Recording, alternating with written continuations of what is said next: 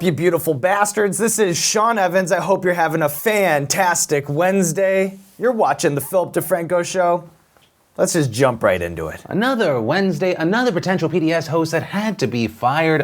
Sean Evans. Point, how many jobs do you need? That said, despite the unfortunate firing that you just witnessed, if you'd like to watch my brand new podcast I did with Sean Evans, you can check it out right now over at youtube.com/aconvowith. I actually just uploaded it before this video, and it was a great time. It's the second time Sean's been on. I think it's always fun to interview the person that's usually doing the interview, and I was happy we got to catch up since he's doing Hot Ones. He's doing Hot Ones, the game show, and so much more now. But with that said, on to the show. Buckle up, hit that like button, and let's just jump into it. And the first thing we're going to talk about today is this controversy, confusion, allegations, all involving a situation that some people have been referring to as Fyre Festival 2.0. And that festival is called Lovers and Friends, which is scheduled to happen on May 9th in Los Angeles. The reported headliners include Lauryn Hill, Usher, Ludacris, Lil Jon, TLC. Right, so kind of a nostalgic lineup, especially for R&B and hip-hop fans from the 90s and 2000s. Also, some of the other artists listed on the poster, you got Nelly, Sean Paul, T-Pain, Megan Thee Stallion, Ja Rule, which I think was a red flag for a lot of people. Also Lil Kim, Trina, Mace, Twista, and more. Notably with this, we also saw Snoop Dogg promoting the show, sharing the lineup on his Instagram, telling fans to check out the upcoming pre-sale. And that is set to happen tomorrow with tickets starting at $145 and a super VIP package going up to $450. And reportedly, this is being put on by Golden Voice, which is behind huge festivals like Coachella and Stagecoach. Now, when this was announced, you saw a ton of excitement for it. People excited by the artists, already planning their trip. And while you did have some artists on the lineup, like Usher and Lauryn Hill sharing posts about it, kind of confirming their involvement, there also appear to be some massive red flags as well. Many pointing out that Megan Thee Stallion was already booked for a festival in Washington, D.C. that same day. You also had T-Pain set to be performing at a Miami festival on May 9th as well. Also, on the website for Dignity Health Sports Park, which is the venue for this festival, Lovers and Friends is not listed as an upcoming event. And never a good sign, you also had other artists seemingly denying that they were part of Lovers and Friends Fest. Lil Kim sharing the lineup on her Instagram story saying, "This is so fake. I am not a part of this." Though,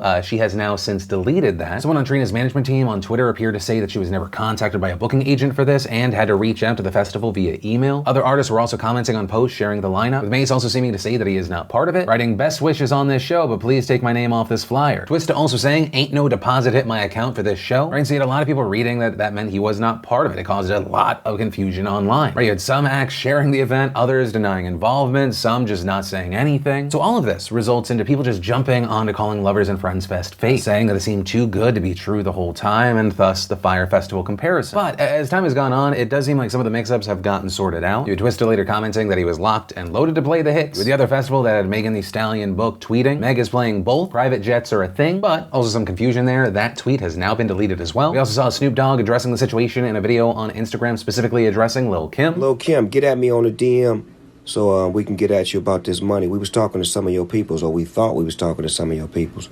Get at me on the DM so we can try to get you this money, see if you with this thing or not.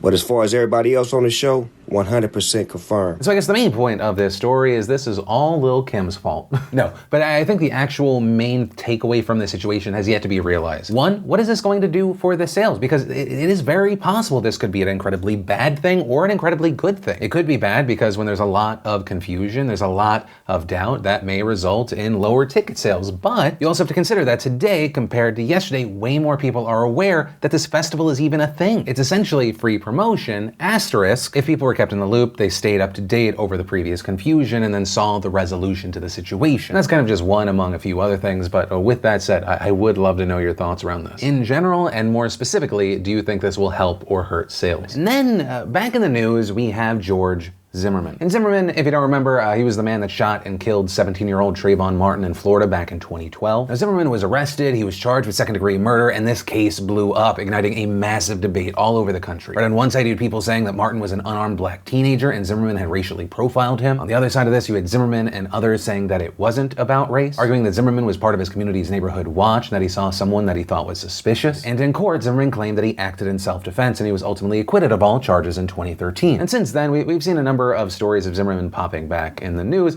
Things like him auctioning off the gun that he actually used to kill Trayvon Martin, among other things. Also, more recently, we talked about this back in December, he is suing Trayvon Martin's family and others for $100 million. And in fact, the reason we're talking about him again today is because of another lawsuit. He is now reportedly suing Pete Buttigieg and Elizabeth Warren for $265 million, claiming that they, quote, defamed Zimmerman for political gain and misguided and malicious attempts to bolster their standings amongst African-American voters, all at Zimmerman's expense. And specifically, that lawsuit, which was filed yesterday, argues that the two 2020 candidates defamed Zimmerman in tweets that they posted on February 5th. There we saw Buttigieg tweet, Trayvon Martin would have been 25 today. How many 25th birthdays have been stolen from us by white supremacy, gun violence, prejudice, and fear? Hashtag Black Lives Matter. Warren also tweeting that day, my heart goes out to Sabrina Fulton and Trayvon's family and friends. He should still be with us today. We need to end gun violence and racism. And we need to build a world where all of our children, especially young black boys, can grow up safe and free. And so Zimmerman says that those tweets defamed him for a few reasons, arguing that those tweets falsely represented Trayvon's death as being a result of gun violence, which, quote, is generally understood in the public arena to refer to the reckless and indiscriminate use of illegally owned firearms that causes the death of a random innocent victim. And saying that with Zimmerman, he acted in self-defense and that he had a registered legal weapon. The lawsuit also claims that the tweets defamed Zimmerman because they implied that he acted out of racism or white supremacy. Specifically here, saying that Buttigieg's use of white supremacy in his tweet, quote, defamed Zimmerman by claiming without any basis whatsoever that the Hispanic minority advocate and Obama supporter Zimmerman shot Trayvon Martin in cold blood due to his white supremacy. And he also made essentially the same argument for Warren's use of the word racism, with a lawsuit also going on to say that Warren and Buttigieg's tweets implied that Zimmerman was directly responsible for white supremacy, gun violence, prejudice, fear, and racism, among other defamatory innuendos and statements as explained above. But ultimately, that's where this story ends for now, because right now, Buttigieg's and Warren's camps have not responded. So for right now, we're gonna have to wait to see what happens from here. But of course, I'd love to know your thoughts around this. When you see this, are you in the camp of you're disgusted by Zimmerman, or are you in the camp of you're happy that Buttigieg and Warren are being sued? Or maybe you land somewhere in the middle. Why not? I'd love to know. But from that, I want to share some stuff I love today in Awesome, brought to you by Drop. And if you didn't know, Drop is the easiest to use rewards app, earning you points back on the shopping you're already doing with over 300 of your favorite brands like Apple, Instacart, eBay, even Uber and Lyft. You just securely link your debit or credit cards to the app to earn points that turn into free gift cards redeemable at places like Starbucks, Amazon, Nike, and more. And you can also really maximize your points by shopping directly through the Drop app. You just find the store, tap the offer, tap shop now, and check out as normal. And Drop will automatically add points into your account once your transaction clears. I've been a Drop member for over 2 years now, and really the proof's in the number. I've earned over 230,000 points just from Apple and SeatGeek purchases alone. And best of all, on top of everything, 100 of you beautiful bastards will be entered to win $5 to $25 worth of reward points on Drop, though the contest ends February 29th, so do not wait. And there, all you gotta do is just go to earnwiththedefranco.com or just click that link in the description down below, download the app, use code PHIL, and complete the setup by linking your cards for a chance to win. And the first bit of awesome today is we had Justin Bieber on Carpool Karaoke. Then Pixar gave us Forky in Outer Space. Bon Appetit gave us Andy learning how to cook Thai food. We had a robotics expert breaking down robot scenes from film and TV. BBC Earth gave us top 5 tiger moments. And if you want to see the full versions of everything I just shared, the secret link of the day, really anything at all, links as always are in the description down below. And then in news that really didn't matter, but a lot of people had a lot of feelings on it, let's talk about Tyler Ninja Blevins in the past 24 hours kind of in the crosshairs. And this because one of the most recognized professional gamers in the world tweeted, the phrase, "It's just a game," is such a weak mindset. You are okay with what happened, losing, imperfection of a craft. When you stop getting angry after losing, you've lost twice. There's always something to learn and always room for improvement. Never settle. And following that, you had a number of people kind of joking about how intense this thing seemed to be. Fellow creator KSI tweeting, "You're gonna be a scary dad." Lil Nas X quote tweeting and saying, "Me playing Papa's Pizzeria on Cool Math." Though it also appeared that some people did have a genuine problem with it, saying that he was essentially telling young kids to keep playing until you win or you're a failure. Another creator by the name of Omrecker tweeting, "I disagree completely. You don't have to be a sore/salty loser and get all toxic to learn from a loss. I feel strongly losing helps you get better, especially in competitive games. Anyone doing anything competitive should find value in a loss, but don't need anger to benefit." And adding, suggesting that anyone that actually manages their emotions after facing a loss is, quote, losing twice is really weak. It feels like you're stretching to justify your own internal challenges. I don't know where this is coming from, but everyone reacts differently. But there was also, obviously, I mean, you just look at the tweet, there were a number of people that supported it, or at the very least, they liked the general idea, thought that he could have worded it better. And as far as my opinion on this, I don't really think it's that deep. I think in general, that's because a number of people don't see eye to eye here regarding what anger looks like. Right? When you talk about anger and you talk about a gamer, you're probably thinking about someone destroying a keyboard or a controller. So the way that I personally personally take it, right, he's obviously talking about it's just a game because he is a gamer. For him, it's someone minimizing this thing that he's invested his entire life and his focus and his being into. And so he takes it incredibly serious and he uses anger to fuel him, which, if you've watched me over the past decade, that's actually a thing that I've noted several times. I feel like I am where I am today, in large part thanks to my anger. But that's because I've taken the energy, right, that negative energy, it is a